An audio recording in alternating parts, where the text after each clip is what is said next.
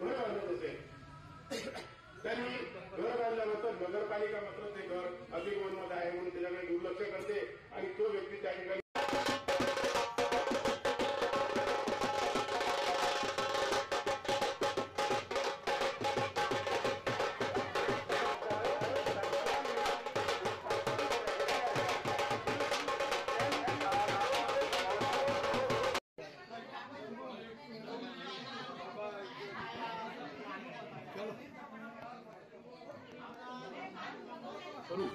आणि त्यानंतर जी लोक इथे आले त्यांचं मात्र निश्चितच समाधानी. परंतु अचलपूर परतवाड्यामध्ये कुठलंही घरकुल विना घरकुलाचा कोणी राहणार नाही याचा आम्ही पुरेपूर प्रयत्न करू आणि त्या पद्धतीनं साहेबांना सुद्धा आम्हाला या प्रकरणामध्ये सपोर्ट केलेला आहे.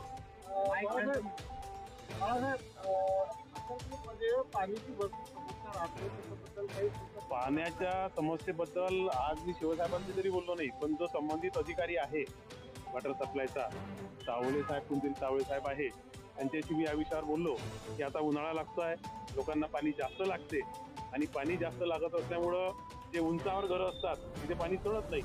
त्या ठिकाणी पाणी चढण्याचंही कारण असं आहे की ज्यांना पाणी भेटत नाही, कमी पाणी आलं तर लोक मग मोटरही लावतात आणि मोटरही जर लावल्या तर मग वरच्यांना पाणी भेटत नाही. त्यासाठी त्याचं नियोजन तुम्ही आता याच महिन्यात करून ठेवा, अन्यथा मग आम्ही तुम्हाला ज्या काही वरच्या म्हणा किंवा जे काही कारणामुळे जर समजा पाणी लोकांना भेटलं नाही तर त्याचं प्रत्युत्तर आम्ही आमच्या पद्धतीनं देऊ.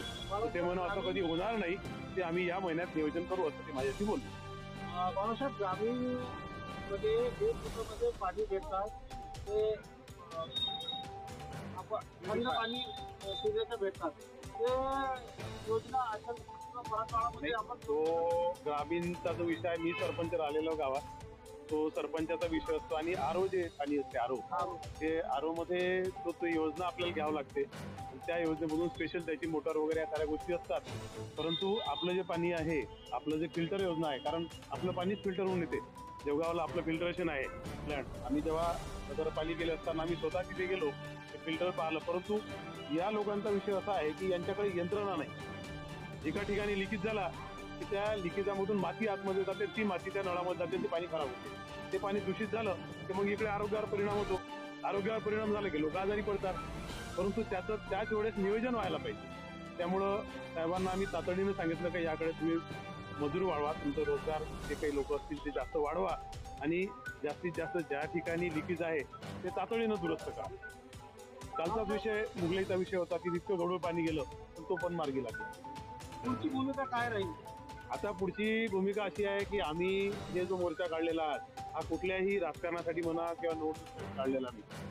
महत्वाची गोष्ट सांगतो, हा मोर्चा अशासाठी काढलेला आहे की खरं ज्या लोकांच्या मागण्या आहेत आणि त्या योग्य मागण्या आहेत. आता जर तुम्ही आता इथं बाकी लेडीज उभे आहेत, मी यांच्या घरी गेले की नाही गेले मला माहिती नाही, पण त्यांचं घर परकोटला लागून आहे. तुम्ही जर जाऊन तिथं पाहा तर तुम्हाला खरं वाटते का यांची जी मागणी आहे अतिशय रास्त आहे. आणि त्यांनी साहेबांनी ते कबूल सुद्धा केलं की यांचे घरकुलं या 1 महिन्यात ते निकालात काढतो. जर समजा हे निकालात काढले नाही परत आम्ही आमचा मोर्चा आहे, जनआक्रोश मोर्चा आहे. आता कमी लोक आले, पुढे याच्या डबल येईल, त्याच्यापेक्षा जास्त येईल. आणि याचे पाठपुरावे आम्ही इथं तर करूच करू, पण कलेक्टर ऑफिसमध्ये सुद्धा करू आणि मंत्रालयात जायचं काम पडलं तर आम्ही मंत्रालयात सुद्धा जाऊ. किशोर होतं का मग किशोर होतं का एक हाथ में जो ना उनकी पूरी बाइट इश्यू में गैस आज जो मोर्चा काढण्यात आला तो त्याच्यासाठी करण्यात आला आणि साहेबांचं काय म्हणणं होतं शिवसाहेबांसोबत जी चर्चा झाली ते लोकांच्या हितासाठीच त्यांनी दर्शवली. त्या संदर्भात आपण जुलागेट, बेनपुरा व इतर अचलपूर परतवाडा झोपडपट्टी भारत जे राहतात त्यांना मूलभूत सुविधा पुरवण्यात याव्या. त्यांना घरकुलाचा लाभ सर्वात प्राधान्य पहिले घरकुलाचा लाभ द्या. जर पी आर कार्ड देतही झालं काही प्रश्न वाहनं नाही, पण त्यांना पहिले घरकुल त्यांना निवारा द्या राहण्यासाठी. त्यांची बरसातीत खूप वाटे होतात.